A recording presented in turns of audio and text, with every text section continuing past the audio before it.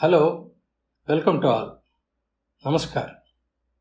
This is Dr. Murali Krishna, COO School Ventures.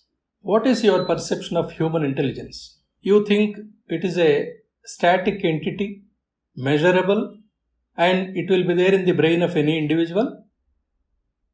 You also think that along with the birth, a certain amount of intelligence will be there and it cannot grow further during the lifespan? If that is so, till recently, till 2000, people were thinking like that. But Dr. Howard Gardner, an American child psychologist who is also a researcher, has come up with a very brilliant concept of multiple intelligence. He mentions that intelligence cannot be a single entity which is there in the brain. He says there will be many intelligences. That's why he called it as a multiple intelligence. He propagated a theory in 1999 stating that 8 intelligences will be there with any human being, and they also grow with the development of a human being. In 2009, he has added another intelligence called Existential Intelligence. Let us go into 8 kinds of intelligences. And to understand this concept, he also said that originally if you are thinking of only one intelligence in the human brain, he asked us to visualize one computer working in the human brain. When he proposed multiple intelligences, he says there will be, instead of one computer, there will be 8 to 9 computers in the human brain. Some will be working with full force, some will be off, some will be working with limited capacity. That's how everybody will have various levels of intelligence at various places, at various levels, so that the consummate intelligence of a human being can be taken, can be measured, and that helps him in developing a particular path in his further life.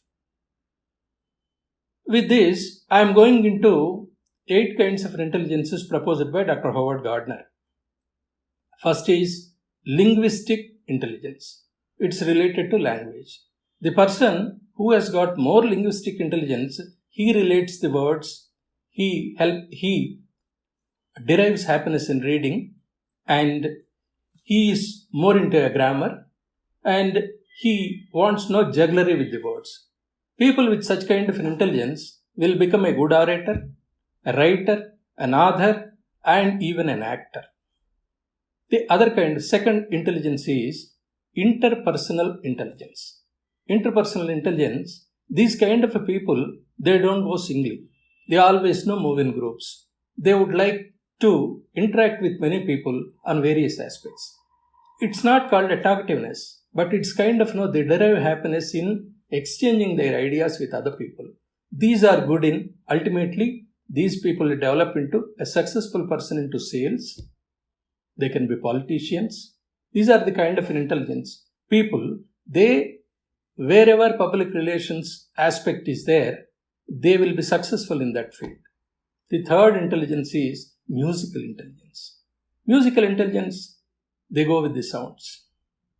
Any sound, any rhythm, any movement, any depth, any pitch, they will be really interested in that. These kind of people ultimately develop into great musicians, music composers, and then they can be, even that can be related to artistic people. The fourth kind of intelligence is bodily kinesthetic. That means they don't stay at a place stably. Their body moves. They gesture with limbs. And they tap. And then their foot is always tapping. They are humming. And then they are not static at a place. This kind of bodily kinesthetic movement is very much essential for the people who are going to be developed into athletes, and who are into dance forms or various artistic forms where bodily movements are required in getting success in that particular art.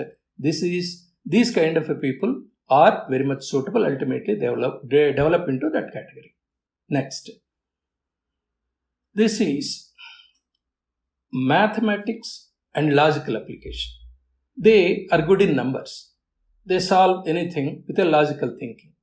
And these kind of people, ultimately, they develop into wherever the technology is related things. They can be a good mathematician, they can be a scientist, they can be an engineer, they can be a doctor. And these kind of professionals are related to people who have got logical intelligence. Then, I told you about interpersonal. Now I am talking about intrapersonal. Intrapersonal intelligence is person who is questioning himself, who is good in finding emotions, finding the feelings. These kind of people, they know how a human psychology is acting. They can develop into psychologists, child psychologists, counselors. These are the kind of people now ultimately develop into those categories. Then, naturalistic intelligence. Naturalistic intelligence is one who always happily enjoys the nature. He feels the air. He sees the mountains. He sees the hills. And then now he is more into observing the nature, the birds, and then now flora, fauna, these kind of things. He can ultimately develop interest in agriculture, and he can be a zoologist, a geologist, and then he can develop into scientific streams related to nature. He can be a good farmer also. He can be a landscapist. He can be an agricultural labor also. You never know. Then, next is existentialistic intelligence. This is the 9th one added by Dr. Howard Gardner in 2000.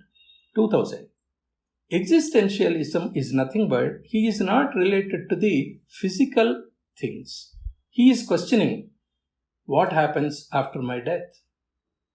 Why sky is there? What will be there beyond the sky? These are the kind of philosophical questions he is raising, and his orientation is towards developing himself into a philosopher, a sage, a soothsayer, and then a future teller. These are those kind of persons. The last kind of an intelligence is spatial intelligence. Spatial intelligence is nothing but he manipulates the distance. Take an example of an airline pilot.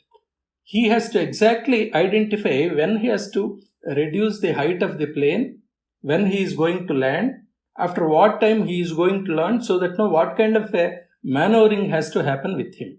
This is spatial intelligence. They are good in imagination. They are also a category who will be developing into technicians and pilots who are dealing with the machines related to time. So he says these are 9 kinds of intelligences instead of a single intelligence.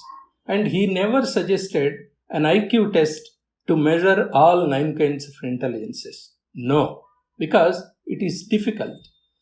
Subsequently, he thought of adding an intelligence called 10th intelligence. He wanted to mention is pedagogical intelligence he wanted to add. But he researched for a long time. He could not get any evidences for that. That's why he dropped that.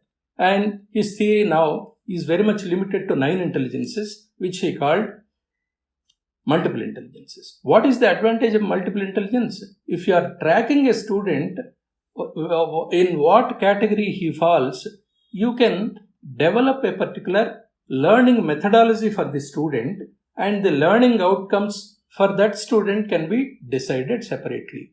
This particular approach helps the curriculum developers to design, and then now pedagogical people to decide what kind of a methodology is to be approached to a particular student belonging to a particular intelligence category. This is going to be really helpful in deciding pedagogical practices all over the world. World is looking for multiple intelligences concept now. So, thinking that All are your eminent personalities. You will be exploring this particular area of research in your current practices also. Signing it here with a promise that I would come back with yet another interesting educational video. Thank you.